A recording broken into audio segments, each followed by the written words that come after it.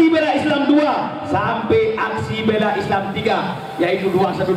Butuh jutaan umat Islam, 7 juta lebih besar umat Islam di Monas, Medan Ayah, baru Ahok ditetapkan sebagai tersangka. Ahok dihina Quran, payah demo jutaan umat Islam kan 3, baru Ahok ditetapkan tersangka.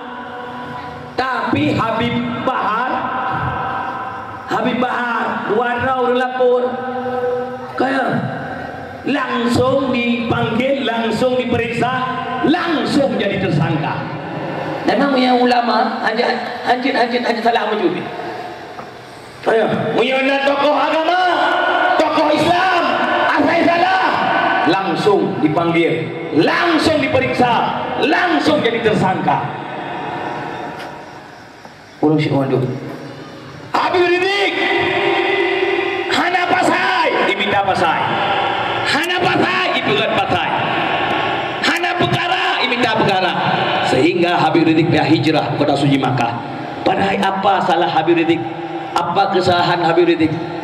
Medan Ayah, bukan kesalahan yang lain Habib Rizik sehingga dibenci, dihina lewat media sosial oleh kelompok-kelompok awaknya. Dituduh Habib Rizik intoleran, dituduh Habib Rizik pemecah belah persatuan, dituduh Habib Rizik bukan radikal. Padahal Medan Ayah yang pecah belah persatuan siapa? Habib Rizik, berusaha umat Islam. Medan Ayah menjuta umat Islam dari berbagai macam golongan, dari berbagai macam faham. Berokan Muhammadiyah anti kunut, tapi dengan berkat Habib Rizik 212 Muhammadiyah baca kunut. Berokan Muhammadiyah bermaulid, tapi dengan berkat Habib Rizik Muhammadiyah mulai 212 2017 212 perosak maulid banyak pihak beda pihak baca teluk Nabi. Mi kena ya 212 kan kayak dang-dang mendang ini. Barosa Yaumi 212 Medan Ayah. Nah, yang pertama istighasah terbesar. Mulai puasa malam sampai puasa 2 malam istighasah.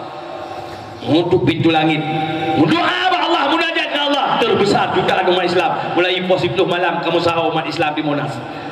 Kemudian Medan Ayah dari puasa sampai dari puasa 2 sampai puasa tahajud dan witir serta doa. Mungkin tahajud sepanjang sejarah, tahajud terbesar sepanjang sejarah, witir terbesar sepanjang sejarah. Jutaan umat Islam, puluhan juta, 10 juta lebih umat Islam ada. Tahajud, witir, kemudian salat subuh berjamaah baca kunut. Orang anti kunut, tak kunut, alhamdulillah. Bersatu mana?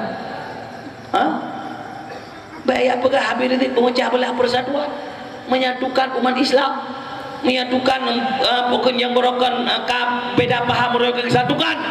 Kemudian maknanya salat subuh, baca kitab Barzanji, baca zikir buku ratib Al-Haddad, baca salawat kepada Nabi, berjamaah menggema Monas Medan Ayah, Bandung baca selawat, Bandung payah beda, wadai deng untuk pemulia roh janjungan yang merupakan anti beda, payah beda. Deng. Kemudian dengan tausiah Medan Ayah hadirin hadirat sama dengan Habib Rizik tokoh bermersatu Medan Ayah. Tapi nak kelompok yang duduk Habib Rizik memecah belah persatuan, sehingga Medan Ayah Habib Rizik payah hijrah, kan belum payah hijrah karena diperkarakan ini dapat difitnah dan sebagainya. Sebenarnya Roy Reddy Bumalai, Presiden Bumalai, semacam Habib Rizik payah hijrah Bumalai, benar muka, baik muka debai. Malai lah sidang ulama yang memersatukan umat, kecuali hana malai itu orang payah hijrah karena diperkara pacuri, koruptor, pengkhianat negara. Ayo, nyan wajar payah peluang. Mah Habib Rizik nak kejual negara, nak kejual drama haji, nak ke di rumah haji.